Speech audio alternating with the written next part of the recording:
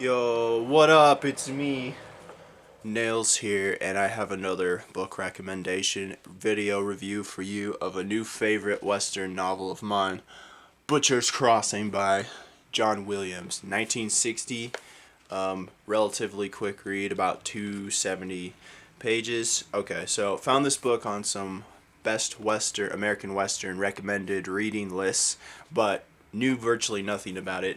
Kept myself from any in-depth reviews from the internet so I could get my original thoughts. I have no idea what the reaction was for among critics at the time this came out, or its rediscovery in recent decades, or any such thing.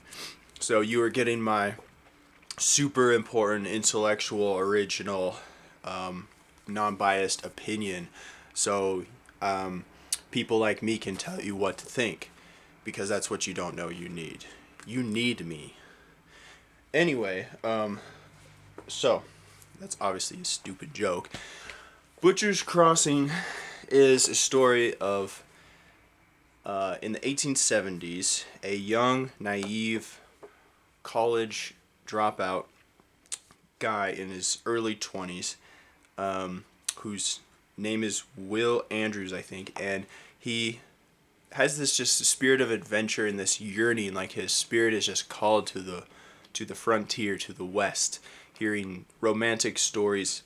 And he doesn't this book has this very nostalgic, for us that are older than our early 20s now, this very pretty much universally relatable, especially among young, inspired men with big dreams and egos, which is very typical of America.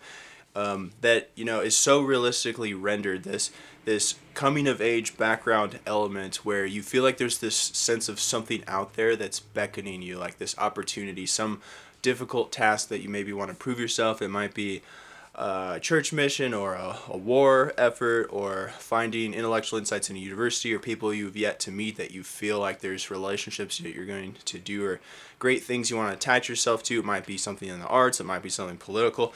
And that's really that sense of wanderlust is so vividly captured in this book. It's just, even in the writing and the more vivid prose passages, Will is often prone to deep thinking, and not having a sense of the present moment. He's always thinking about what could be out there, and that's one of the symbols of that is finding himself in scenes of nature when he goes through, I believe, a small town in Texas or Oklahoma, I can't remember, but it's basically southeast of the Rockies.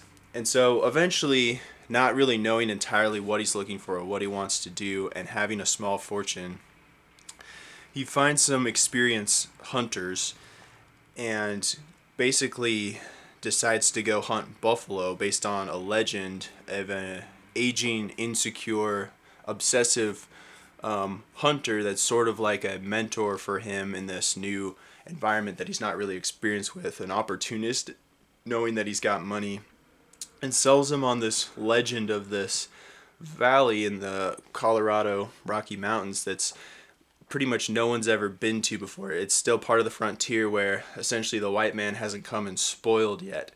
And so already, you're probably sensing a sense of danger, a sense of cautionary, element to this story.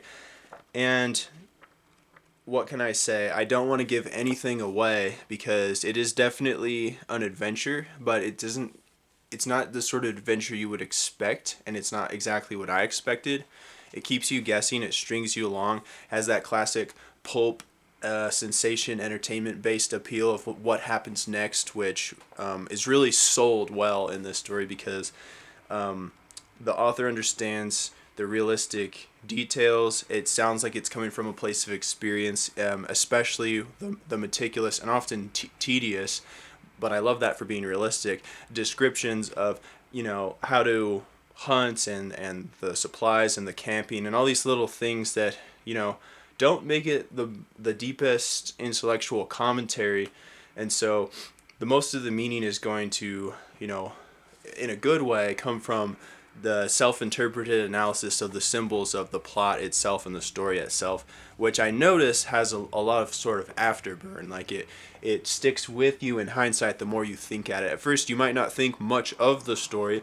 You might find it simplistic, but you'll notice that it had such a visual impact on you. It weaves such a spell with the art of the storytelling itself that it's made the more intense without needing to do anything too storybook like, too dramatic, too far removed from reality, because it really does feel like a slice of reality in a very specific time, like a time capsule in the 1870s that probably millions of instances of similar events transpired that is lost to history. And so it does feel almost like a mystical spiritual embodiment of a time and a certain type of person or people that were caught up in the then opportunistic yet dark aspect of the spirit of, raping the West, the frontier, the colonialism. It's the greed and the obsession and it's yours for the taking mentality. And obviously that's shown the most through the symbolic slaughter of the buffalo, of which this is also a sort of cautionary homage. And if I were to expound on this any further, I would be going into spoiler territory, which for once I don't even want to include anything in the spoiler territory of my discussion review video, because I want people to rediscover this book and enjoy this book the way I did, because I had so much more unexpected enjoyment of it than I thought, and a lot of that had to do with the rising sense of suspense that's in the book, of not knowing how things are going to turn out. But by the end of it, I will warn you, it's not exactly what you think, but it's one of those stories that you didn't know you needed, and it'll sit better with you in your memory because the construction of every aspect of the storytelling is much more realistic than the average Western.